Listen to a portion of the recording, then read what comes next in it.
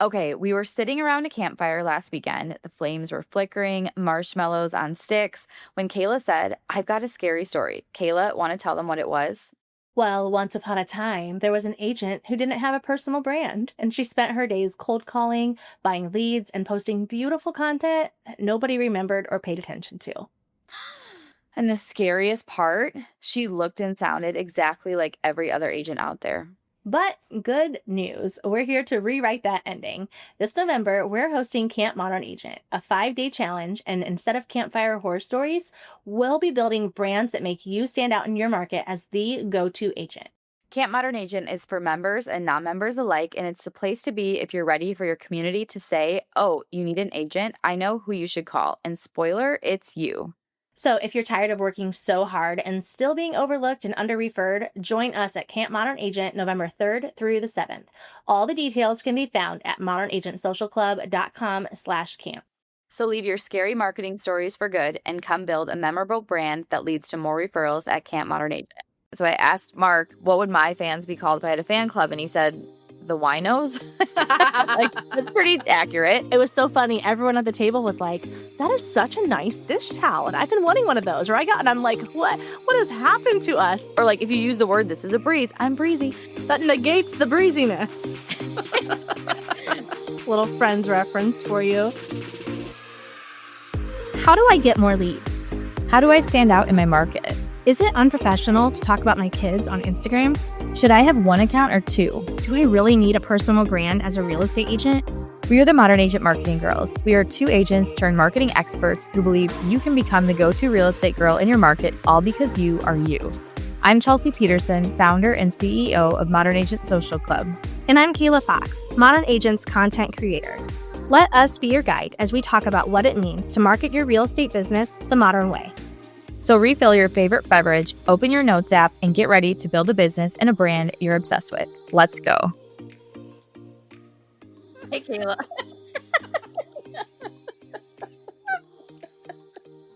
Oh my gosh. This is so funny. Welcome to the Modern Agent Marketing Girls podcast. You guys, let me just tell you something. Sometimes you can over prepare and then you get in your head, and that's what we just did. And so we decided to ditch all of our notes and just talk to you because we love you. And we just like talking, yapping about marketing. That's what today's episode's going to be about. Yapping about marketing. Yapping about what you yap about is really what today is about, which is perfect. And before we get into that good stuff, we're going to talk about the Summer I Turned Pretty finale because we are really behind and need to catch up on this. I'm sorry that these were so out of order for you. Okay, give me your thoughts, rapid fire on the finale. Yeah, so recap. The finale was basically Conrad went to Paris and basically he and Belly realized that they don't owe anyone an explanation. They can just be together if they want to be together. So they got together, and then Steven and Taylor got together, and I called it, by the way. Do you remember when I said I think Jer and Denise would go well together? Yep, I did say that, and I that has stood. Somehow he all of a sudden became this like world-renowned chef, which I guess there was some references to him cooking over time, but it kind of felt a little rushed. Although when you jump ahead so many months like they did for this last episode, you do kind of feel like you lost some things. But I thought overall, I was satisfied with the ending. What were your thoughts? I liked it. I was always admittedly Team Jeremiah, and I kind of switched in season 3. So that was kind of weird for me because then I'm like cheering for Conrad, but then I'm like, but should I be? Like, I was a little confused. Like, I felt like I was Belly, like very torn. I don't know. And honestly, like, I still really like Jeremiah, like, but I just feel like because of the Conrad soulmate thing, like, it's just not gonna work. So I'm like, I kind of gave it up, and I'm like, okay, this makes more sense with Conrad. He's more mature, all the things. It just fits Belly's personality better. I mean, like, look at like Jeremiah when they fast forwarded is like making out with girls and like Right. everyone's different. Like, that's how he was handling his sadness, obviously. Yeah. Some people do like sit in their room and watch sad romantic movies and cry. Like, I mean, everyone's different. So overall, like the ending. I was happy with it. I'm so glad she didn't end up alone or with the guy from Paris. Like, I would have been like, come on, if that happened. So that like kind of wrapped it up for me as like, this is a 10 out of 10. I like Jeremiah with Denise. I didn't think that I would, but of course they somehow made that work a little bit. So we'll see if that actually continues. I don't know. Right, because with the movie and everything, yeah, I feel like she kind of calls him out on his crap, which I feel like he needed that because he got a little bit feisty there. But overall, I feel like it was good closure. And yeah, we'll see where it all goes from there. We'll see what show we get into now that this one's done. But I feel like we had to like close that up with a pretty bow because that was really fun. I have one final comment on it. Yeah, let's hear it. They kind of had their own little brand menu there at the end because as they were talking, I like said the word as they said it with the champagne. The dad gets the champagne out again and he's like, Yes. from my wedding or whatever. And I'm like, so that was like this reappearance of a little brand prop there. But hopefully the Yeah, that was champagne's very gone. human because that's real life, right? You would have a lot left over. 100%. Yeah. That's hilarious. I love it. Okay, Chelsea, today we are talking about something that we actually really love to talk about. And somehow we were laughing at the beginning of this episode because we were like, how do we talk about what we talk about? Which that's the topic today. The words you use, how you talk about your business, the market, and just like the things that you tell yourself, the stories you tell yourself, and how that actually shapes reality, which is not even a matter of like manifesting. It's true. It's like it affects your outlook. What they call it, like the mere exposure effect, and how when you start telling yourself like the market's really hard, no one's really buying right now before the holidays, and like there's just so many agents, it's so saturated, like that just becomes true. But if you start telling yourself things like someone woke up today like with questions and I can answer their questions, or like there are people who would consider buying if they knew that these programs were available that could help them, or whatever it is. All of a sudden you go out for lunch and you overhear someone talking about it, or your friend mentions something and you have like the ears for it because all of a sudden you're noticing just because you've told yourself those things. Right. If you notice the negative is going to appear more. Here's like a really easy way to prove this. If you see anything political in your feed that you engage with in any way, your feed turns into that. Yep. So that's exactly what happens. Like that's the algorithm doing it, but our brains do it too. Like our Yeah. brains start to look for like it's almost like our brain wants validation, whether it's a negative thing or a positive thing. Like have you ever been talking like maybe you really don't want to go to some event or something and you're like trying to talk yourself out of why you shouldn't go. Like, well, it just doesn't make any sense. Like we have to get a babysitter and then this just happened and you start listing all these reasons why you shouldn't go. Yeah. And like you're trying to convince yourself. Our brains do that naturally when we think negatively about something or talk negatively about something. Our brains will naturally tell us and reinforce and validate why we're right. And like Yes. sometimes it'll be like, you'll be doing it to your husband or something and then he like doesn't agree and he's like, "Well, can't you just do that later or whatever?" And I'm like, "No, I want you to Right. validate my thing." But in thinking all of that, how can we make sure that the words we use in our marketing in real life conversations aren't making our future clients and people in our community think negatively about real estate? Like think of like, I can't afford it. It's too hard. Interest rates are high. There's no homes for sale. All the negative. Like we don't need to pour gasoline onto the media false Yes. information. We just need to be their guide to show them the way. If buying a new home is something they dream of, or, investing in their first piece of real estate is something that they would love to do. Like, let's be the ones that inspire, that guide, that lead, being the thought leaders. And like, how do we do that? Like, 'cause sometimes it's hard. We like are stuck in our industry bubble. We're stuck with well, everyone talks about it this way. We see the headlines, we Yeah. reinforce them. Like, do you remember when like the NAR settlement happened last year and everyone wanted to post about it and I was like, "Please don't post about that." Like the general public knows very, very little about it. Yeah. If anything, I would have a one-on-one conversation. Like if you go posting about this, you're basically bringing to light something that probably shouldn't be focused on at this time in a public format, Yes. right? Like you as an agent want to hear about it from the industry and from other industry leaders, but for our clients, I don't, like Yeah. that wasn't the time and the place. And I feel like we were the only ones that gave that advice too. we were. I So felt I'm like it was sorry if you didn't like it, but there was some pushback. I But think we were right. I do think that we were right. It's almost like the general public, they probably most people heard something about it And to them, all it was like, oh, that's weird or a little bit of a red flag. But for us talking about it, even though I think agents' intentions were to clarify and to bring, like, here's the positive, like, here's how that helps, all it does for someone who's quickly scrolling through an app is make them think, like, ooh, I'm going to stay away from that right now. Like, that feels like it's a little bit scary or a little bit much. I think it So, causes more skepticism. Like, there's already yes. skepticism of, like, I mean, my whole life, I've heard people in the background at a restaurant. I remember being out to eat and hearing this, like, right as I was getting my license, this guy was like, "I'm not hiring that brokerage. They charge this percent." And I'm like, "There's more to it than that." Like, I wanna go talk to him, but, like, this isn't Yeah. appropriate, you know? But that's our whole point is, like, how can we talk about things to help shift people's beliefs in the positive direction, in the right direction, Right. and make sure that we're not putting out messages that are instilling like fear or I can't do this mentality or this is too hard or the market's terrible. Don't buy right now. Like, let's, regardless of the market, regardless of anything, any lawsuit, Yeah. anything, how can we show up in that? Like, I'm your leader and I'm going to help you. I'm just here to help you. Yeah. Well, do you want to start with the way we talk about the market? Yeah. Let me find that in my notes. go go scrolling through our mess of a notes. Okay, so I picture it this way. People talk about it because I think when you reach the age of at least like 25 and up, all of a sudden your life becomes like, are you a Sam's Club member or a Costco member? And like, when did you buy your first house? And like, what are your rates locked in at? Like, we just become boring individuals. I laughed so hard. I went to a friend's, she just got engaged. We had like a little lunch the other day.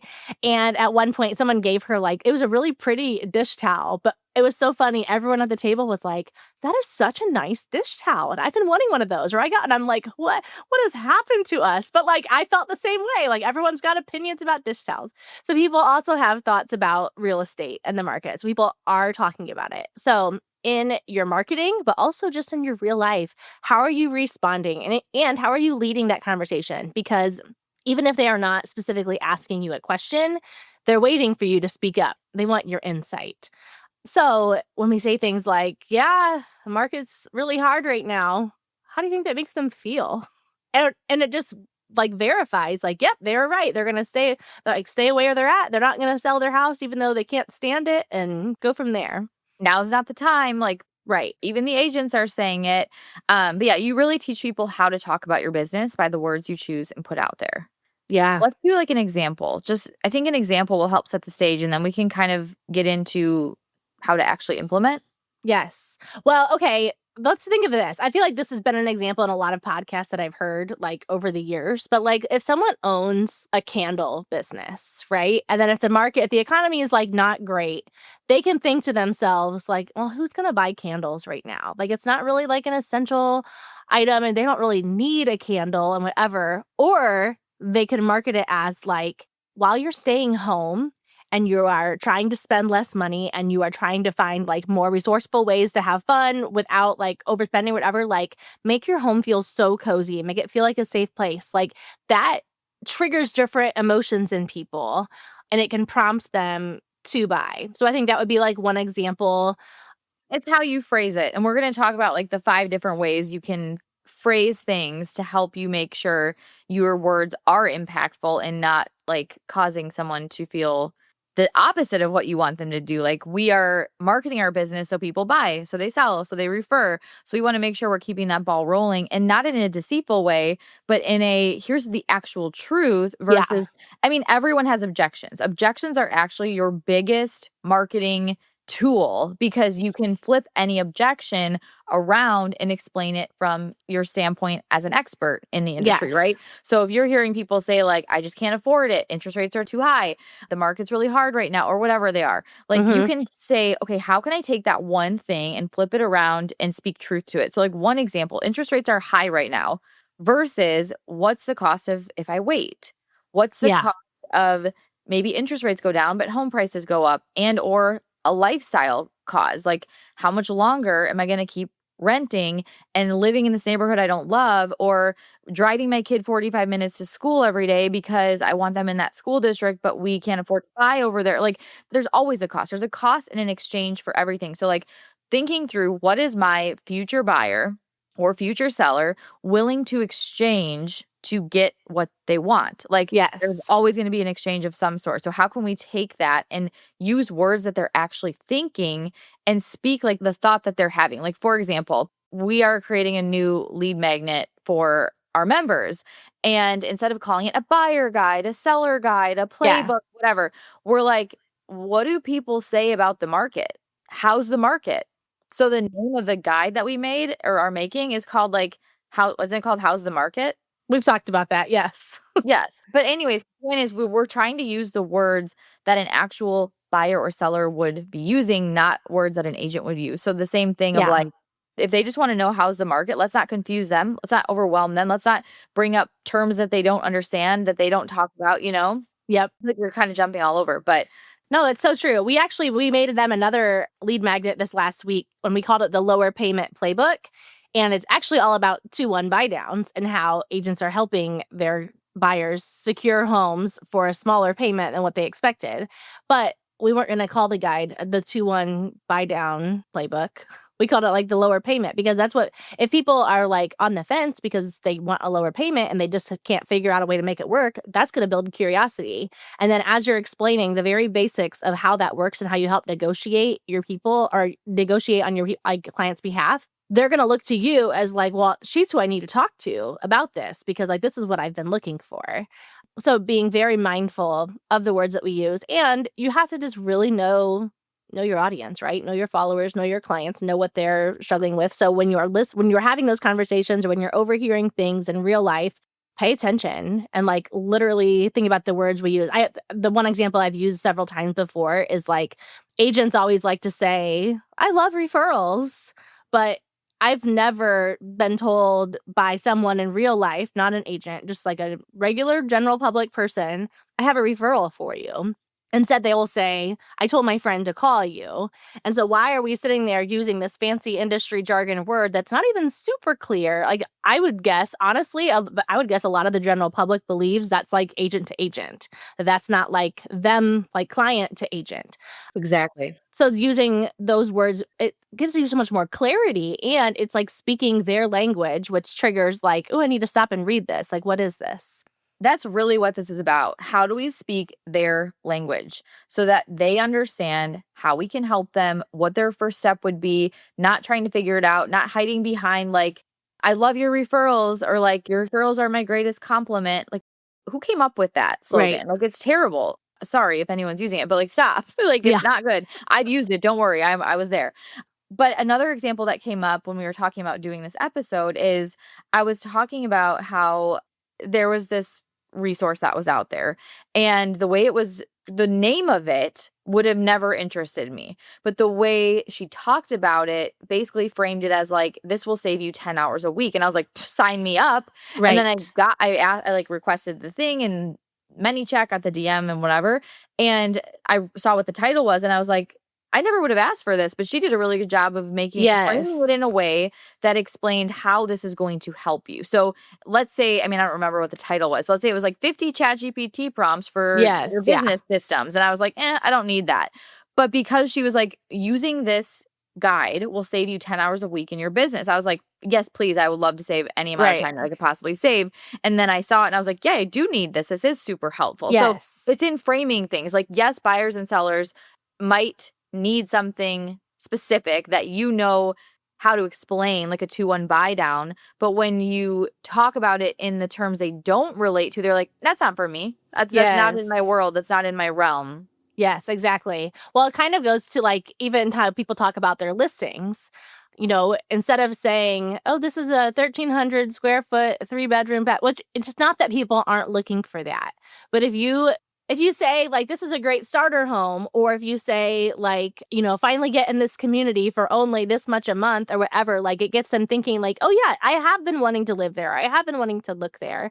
When you talk about like instead of just like, "Oh, the kitchen's been remodeled," saying things like, "This is the best kitchen for hosting birthday parties in your home," or whatever, like painting the picture of the lifestyle. That's the same thing that we're talking about here. That's the power of your words and how it gets people to think of things in a way that's like, "Oh, this does actually pertain to me." Because that's what this all is about, right? Like our brains are designed to keep us from overthinking, from burning too many calories. So if I see something, if I'm scrolling through social media and I see something that's about like some budget app for the stock market. I mean, I'm struggling to even say it because I don't even know what that would be because I have zero interest in what it is. But if it's something like, if you grew up listening to Backstreet Boys as eye creams for you, I'm like, add to cart. Like that is for me. Yeah, it's you wanna meet someone where they're at. So, like, if you think of like, I want you to like, this is a really good exercise. Like, take out a piece of paper or your notes app, and just right now, I want you to come up with 10 things that you think your ideal client is thinking or saying, whether it's like, "We really wanna be in this school district. Oh my god, we need more space," or, "I need to hire an interior decorator." I mean, I don't care what it is, like, anything related to home, house, living, life at your house, any of those things, write it down. Because when you start to use those same exact words that reflect them, they will see your content and think, Yes. this is for me. And that makes them feel more comfortable to say, like, okay, I think my next step is talking to you. Whether it's Yes. simply like, I want a contractor referral for doing some kitchen updates, or I want to ask a question about, is this worth doing for ROI when we sell? Or, hey, I want you to come list my house. I mean, like, Right. everything is going to start from a stepping stone of some sort. They're not just going to blatantly see like Chelsea, realtor, I'm going to call you, perfect, done, sell my house. Like that's not going to happen. There needs to be these series of other things. And when we're using the words that they're thinking, then they can relate and they're like, okay, this is where my path now is. Yeah. I wrote this email recently and it was about like right now. So at the time of recording, we're like in the fall season. So like if anyone's moving prior to the holidays, we're probably like at our cutoff, right? Like of like if you're gonna move, it has to be very soon. Or the process has got to get going if you're gonna be in your house for the holidays. And I wrote this, like as we sat drinking our coffee at Roots Coffee Bar, they said, we want to wake up on Christmas morning in a house that finally feels like ours. That was a vision my buyers shared with me earlier this summer. They wanted a family room with a fireplace where stockings could hang, a big kitchen where holiday cookies could roll out on the counter, a dining space that could fit both sides of the family without pulling out folding chairs. Do you hear how specific Right. what I just said was? Yeah. Like, so specific. They pictured a real Christmas tree twinkling in the front window, neighbors walking by with mugs of cocoa. This sounds like a Hallmark movie now. The kids running down the stairs in matching pajamas while coffee brewed and cinnamon rolls baked. But here's the reality. And then it went into like where they were currently living, how that wasn't the right fit, all the things. But even just simply writing some things down like that, Yes. it's going to help you start to speak the right way. And I actually read in the book Wealthy and Well Known by Rory and AJ Vaden, he said to take a sticky note and write like the person you're talking to. Pick one person that you're going to talk to in your content, in your emails, in your blog posts, whatever. Like envision them that you're writing this to. So Yeah. picture one of your favorite clients. What exactly would you say to them if you're like, hey, if you want to move before the holidays, or if you also have this desire, this is for you, and write their name on a sticky note, stick it to Yep. your laptop. And when you create content or write something or try to talk about something in your face to cam little cozy chats, then look at that and say it Yeah. like you're talking to that person. So it A comes across more naturally. B, you're going to be forced to say it in a way that is in alignment with their thoughts versus like being a Yeah. little real estate robot. And it's just going to help you talk in a way that resonates. Like we want to talk in a way that resonates, or Yes. our words are going to just be extra noise in the void of the scroll. Exactly. I I pass this billboard once in a while of an agent in our community who's been around for a long time, probably a great agent. But the billboard is a picture of her, and all it says on it is "I know real estate." And every time I pass it, I say to myself, "Congratulations!" like world's best cup of coffee. You know what I mean? Like it's just like good for you. Like, who cares? Can you imagine the impact of a billboard? If you're going to go the billboard route, if it would just say, like, interest rates keeping you stuck, call me. Like, people would be like, well, maybe she has some kind of answer because that's exactly what I've been thinking. You know what I mean? Like, it's very self-serving and it doesn't, people aren't saying, like, I wonder if Chelsea knows real estate. Like, nope, they're not wondering that. They're wondering like about themselves and how it can be about them. Which brings us kind of to another point is making our content about our people, right? And it's such a funny line to draw because we are all about personal brands. We're all about bringing yourself into your content. That doesn't mean that your content is about you. It is still very much about your followers. So speaking in a way that shows your behind the scenes of your life, shows your personality, but it's more about finding the place where your personality and their needs and wants and interests collide. Like that's where the magic happens. Okay, so an example of that we use personally is we coined the term cold call dropout. Like you're no longer cold calling, you've dropped out of that program and you are all in on modern marketing. Yeah. So when we use the term like that, someone that used to cold call or never wants to cold call or anything in that realm, that you're gonna be like, this is for me. And so it's Yes. using the words that they're gonna see themselves in some way, even if it's kind of funny. Like that one's kind of a funny one. Some people might see it and be like, "Wait, huh?" Like, but it at least makes them stop and think for a second, right? Yes, Uh, exactly. but, like, what else can we do that? And words work in this way that when we use the words that are going to assume, like, excitement and, like, confidence in someone, like, people will rise to meet that. So, Yeah. you want people to be, like if you're trying to get people excited about homeownership, for example, Yes. versus fearful of the process or of interest rates or of a payment. The way you talk about that is going to dictate like which direction they go if you're the one whose content they're consuming. Yeah, exactly. Exactly. We did a post a long time ago in Modern Agent that was like, are you going to let your future be dictated by a bunch of feds in suits who are pulling out numbers out of a hat for the interest rates? Or are you going to say, screw you and take your own control? And it's like, oh, you know what? That is kind of true. Like, and obviously it's not like there's nothing to say for affordability, but there are still ways that agents can serve their clients to help them find more affordable options and get closer to the home that they want. So I love The other that. thing I like with that is permission slip style marketing wording. Like, it's okay if you're still renting. We did a post like Yes. that a while back. We've done several of them. And our members always say that people love it because it's like it's not this like pressure. Like, you've seen all the posts like you're paying someone else's mortgage and like Right. content that makes someone feel bad doesn't work as well as content that makes someone feel good. So if you can make someone feel good now, even if they're going to continue renting for a year or 2 or 3, they're probably going to like the idea of referring their friend to you, Yeah. telling their friend to call you more than the one who made them feel guilty for still renting, right? Like it's not like everyone is like, I can't wait to keep paying someone else's mortgage. No one's thinking that. No one No. wants to do that, but they do want to see what's possible for them or again, rise up to meet them. Where can you meet them where they're at right now, knowing like I can be their guide? I can show them maybe what's possible, or maybe even creating content like maybe you can't afford your forever home or your dream home, but you could afford your first home if you tried this, or that, or Yeah. offer the lower payment playbook, those types of things, right? Yes, exactly. And I think that just makes things feel a lot less also if you're ever worried about feeling salesy, like that strips that away because you're just Mhm. kind of talking like you're talking from a friend, you're using the words that they use, what I like to do like with that whole like write your friend's name on a sticky note. Before I ever read that in that book, that's what I did with how I would like talk about real estate. I would think like if I was talking to my best friend right now, how would I describe this? How would Yeah. I wouldn't like put on my armor and robot suit and like start spouting off like statistics from the realtor.com Right. website. Like I would just talk to them like a person and that's a big part of it. Yeah, for sure.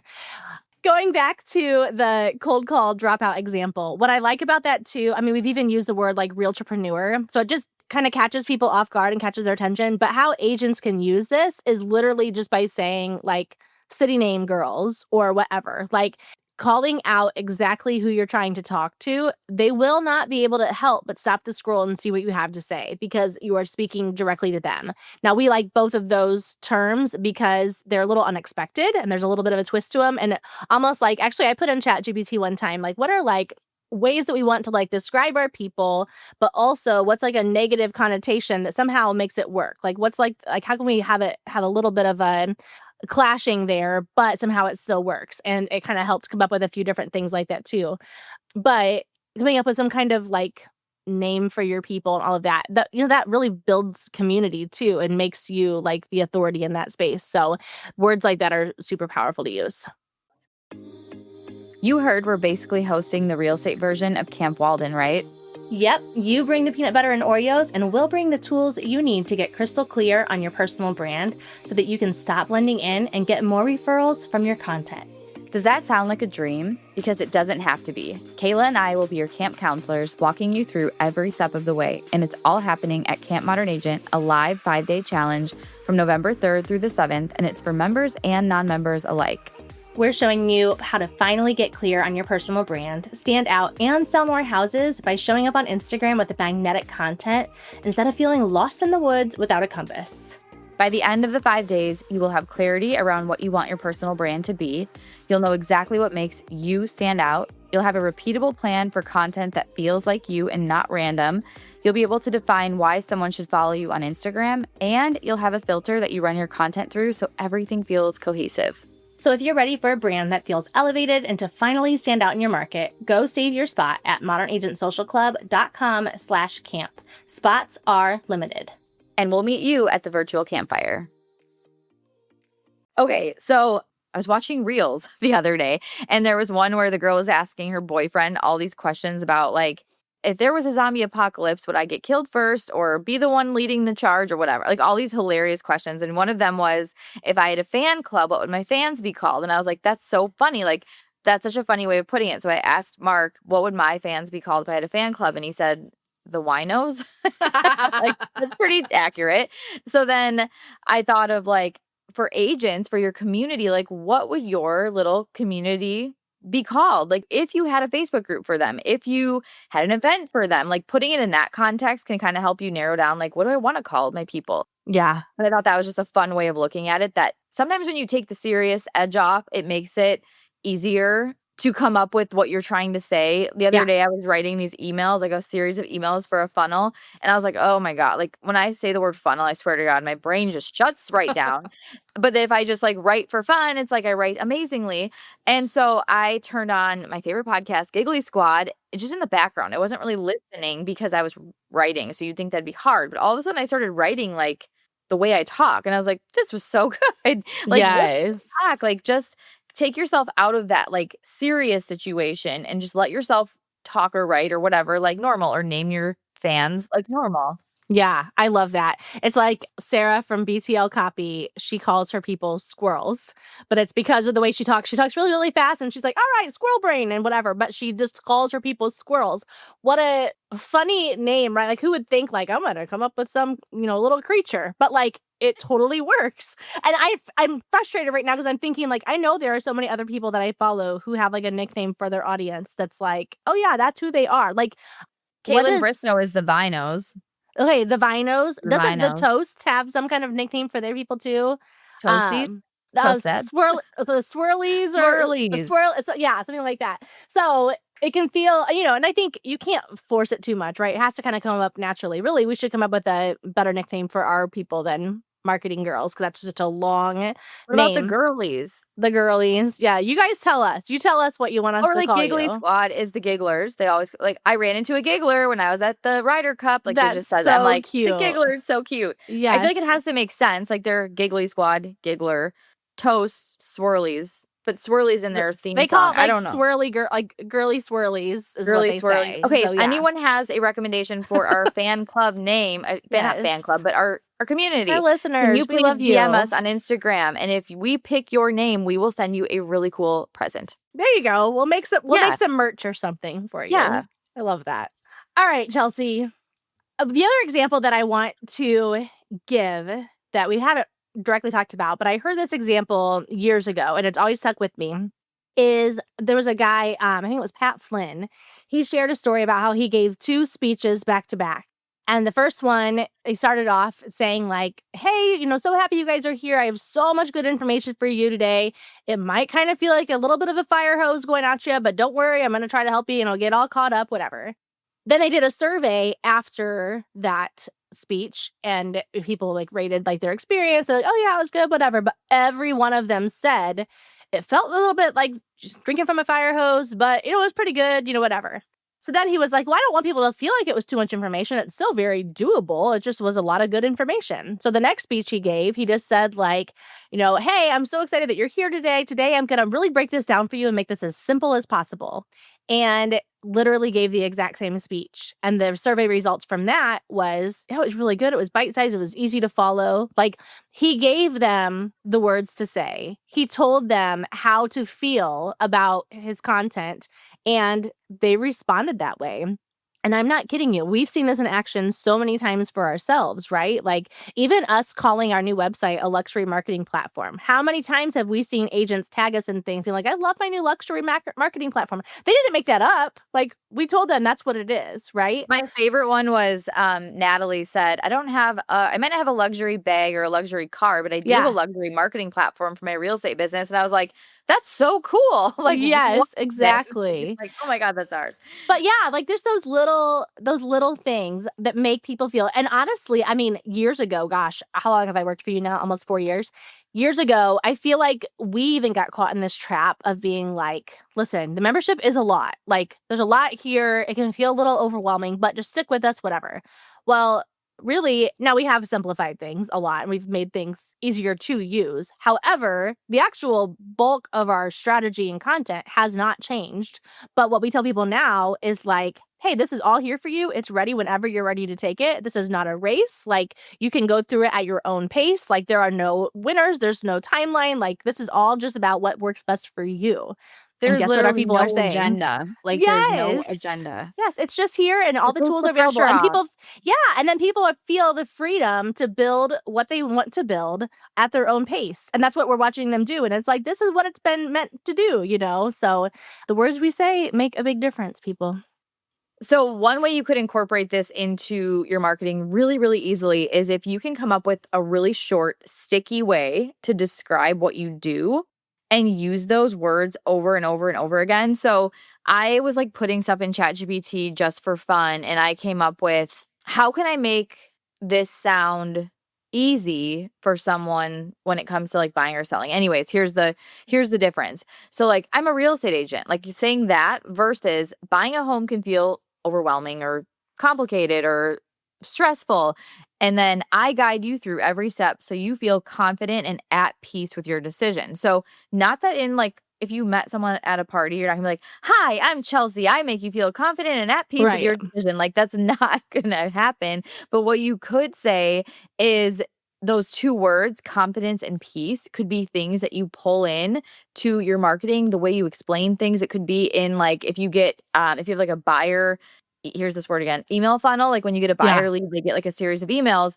In those emails, if you use those words a lot, like, I help you buy with confidence through these steps, or I help you feel at peace with your decision, and I help you understand and navigate the market so you're not overwhelmed. Like, you're using those words that are Mm-hmm. now being associated with working with you, that Yes. then becomes less likely to be like, well, what does Bob over here charge to list my house? Yeah. It's more like, well, no, I want to feel confident and I want to feel at peace and I want to feel like less stress with this process. And like, that's what Chelsea gives me. That's what I get from her.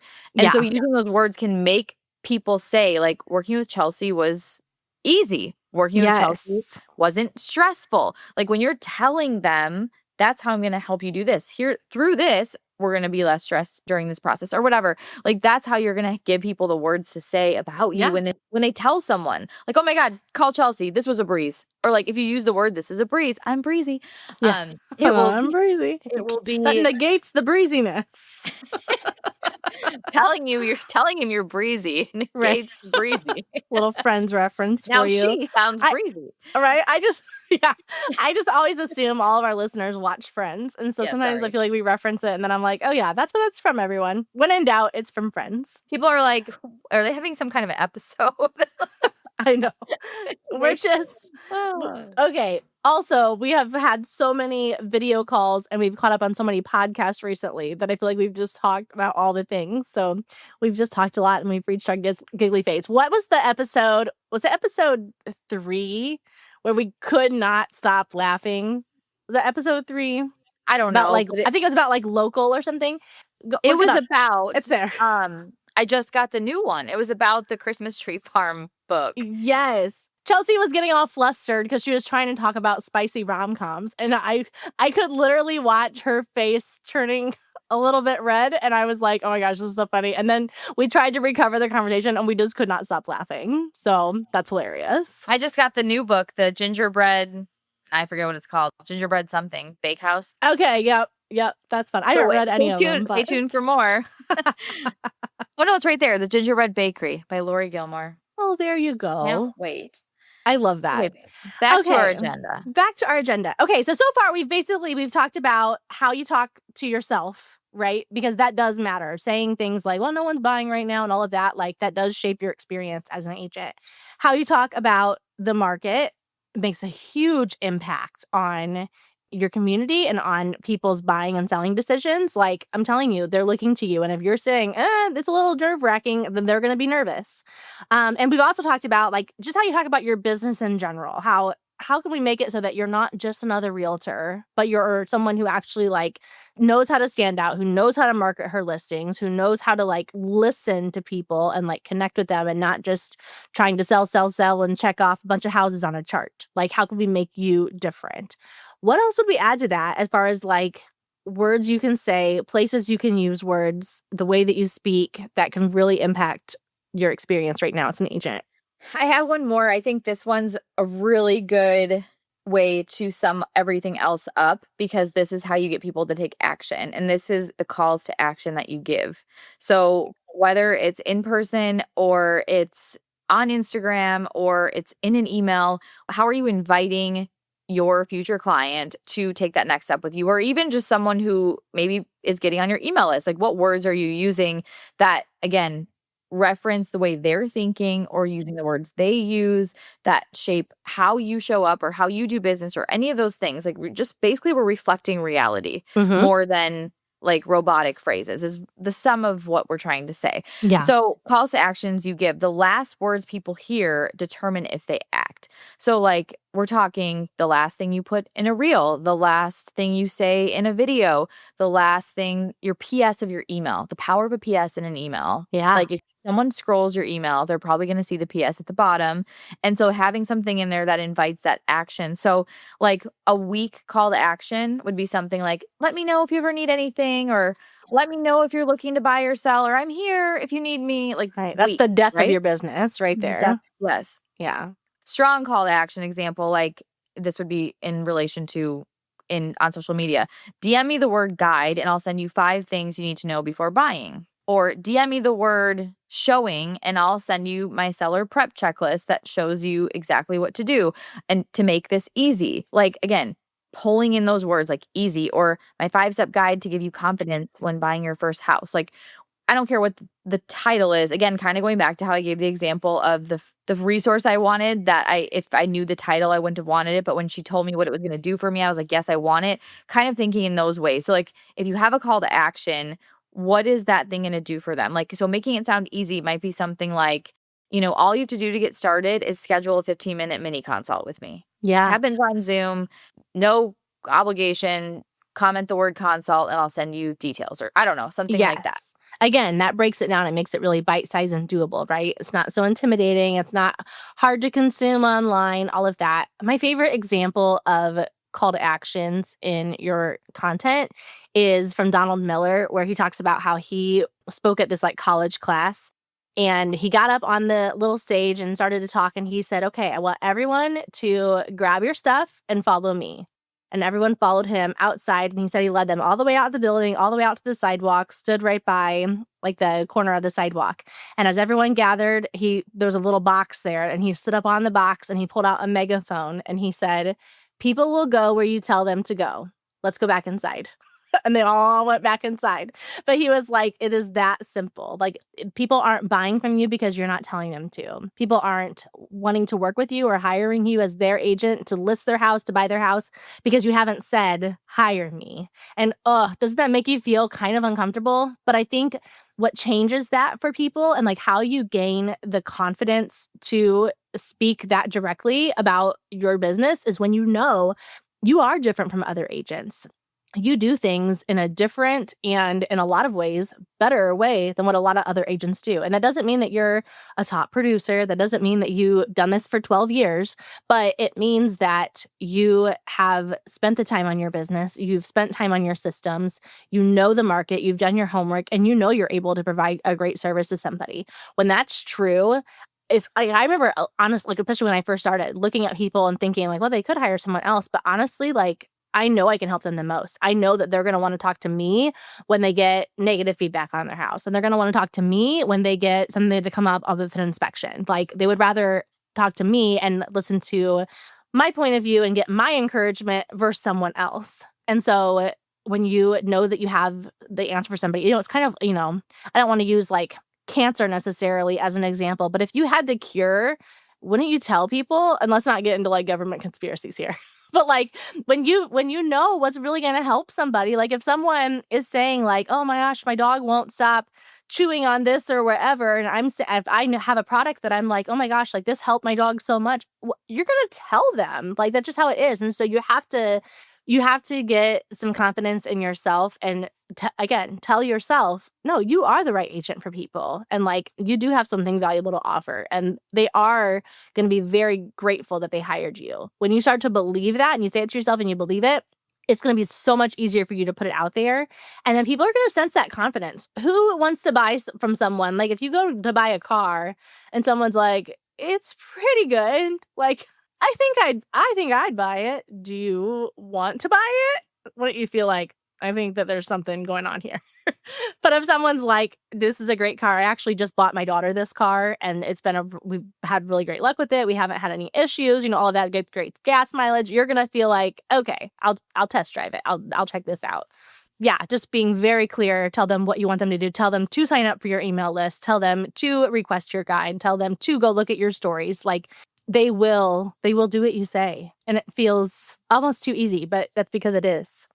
I think it feels daunting sometimes because, like, first you get that belief in yourself, which is step one. You have to have the belief in yourself. And I think there are so many agents out there who know they are going to do such a good job for their sellers or buyers and they would serve them so well if they had the opportunity.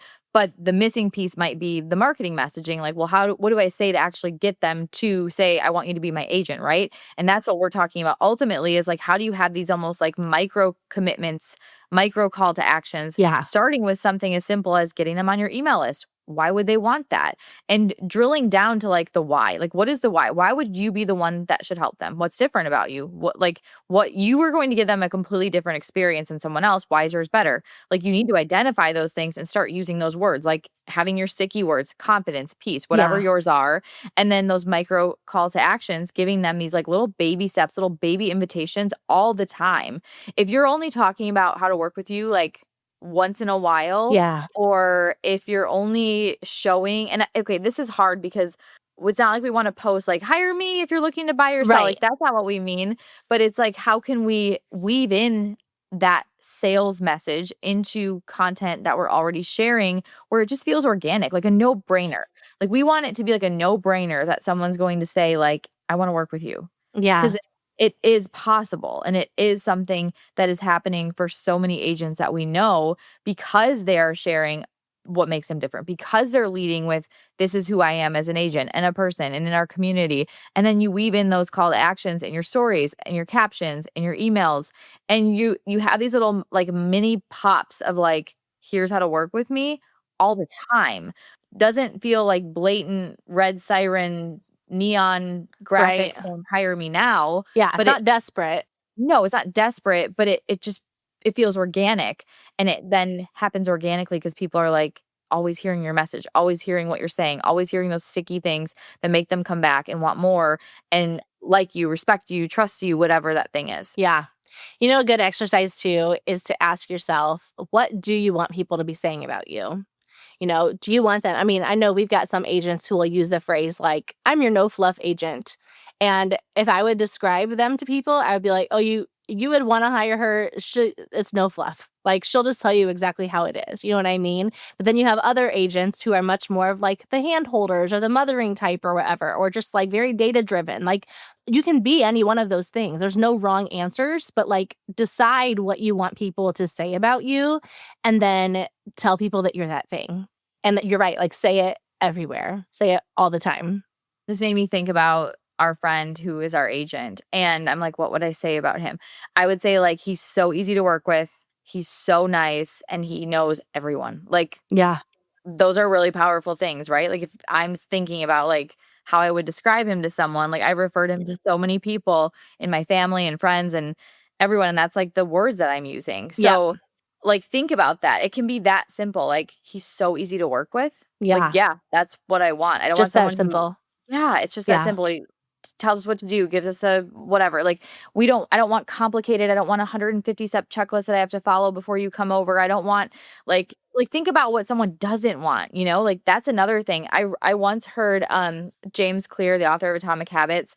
This is kind of a different angle, but he before he wrote Atomic Habits, he went and looked up like self-help books and looked at every book that had 3 stars and read the reviews of why it had 3 stars so that he could make sure he didn't create that Yes. problem or frustration in the books that were given 3 stars, which I'm like, brilliant, right? Like, so like think of that. Think of what someone doesn't want. It's not always about like the positive, happy, shiny, but like look at the things that make someone's real estate experience stressful, hard, frustrating, and how can you be the opposite? And then show it. Just simply show it. Yeah.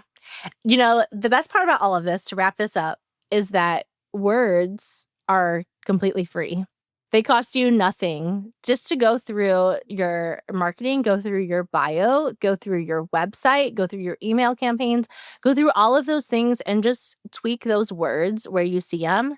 And that'll cost you nothing but a little bit of time. And there's so much power in that. So instead of thinking, and not that you shouldn't invest in anything, right? We're big fans of investing in things, but instead of thinking like, well, I need to like do another round of postcards, or I need to like come up with a new pop by for Halloween, or I need to like do this in-person event or whatever, like maybe instead of doing those things, maybe you pause and think, you know what? I'm going to start saying it this way.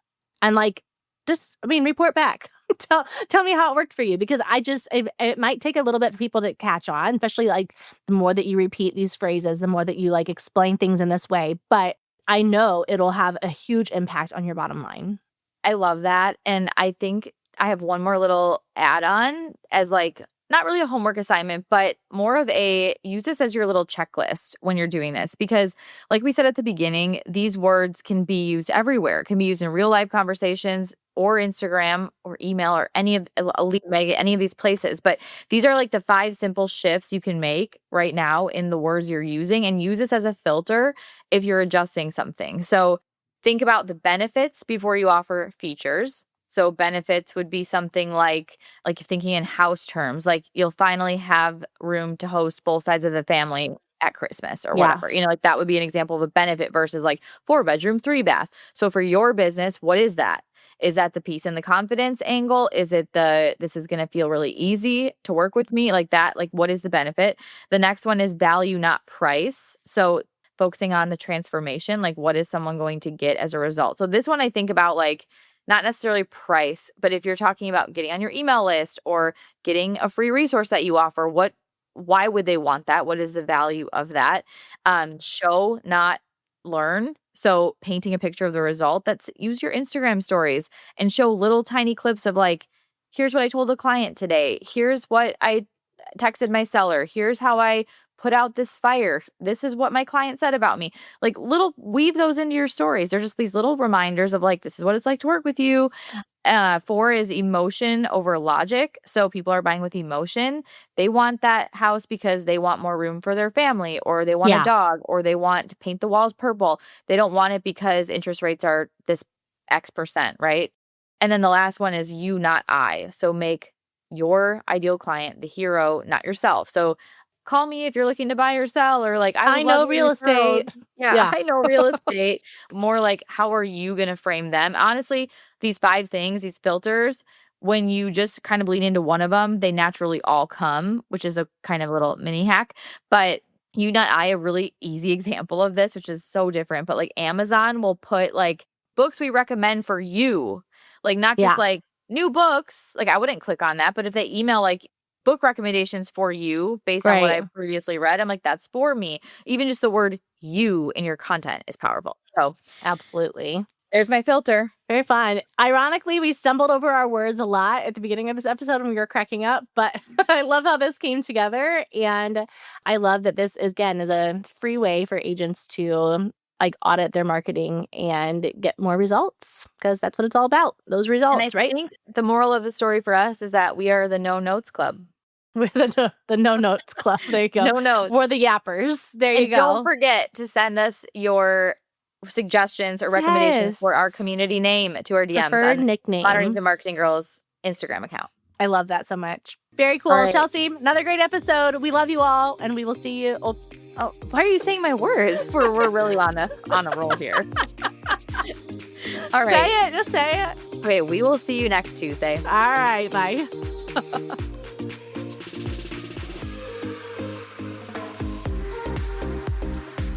I'm so glad we got to hang out today. If you're as sad as I am that our time is up, I've got good news. There are a couple of different ways we can keep the conversation going. First, follow us on Instagram at Modern Agent Marketing Girls and introduce yourself in the DMs. Also, we always have a free Modern Agent resource available, so check out today's show notes for the goods. And finally, hang out with other go-to real estate girls like you and finally create a marketing plan that works when you join Modern Agent Social Club. All the details are in today's notes. XOXO, the Marketing Girls.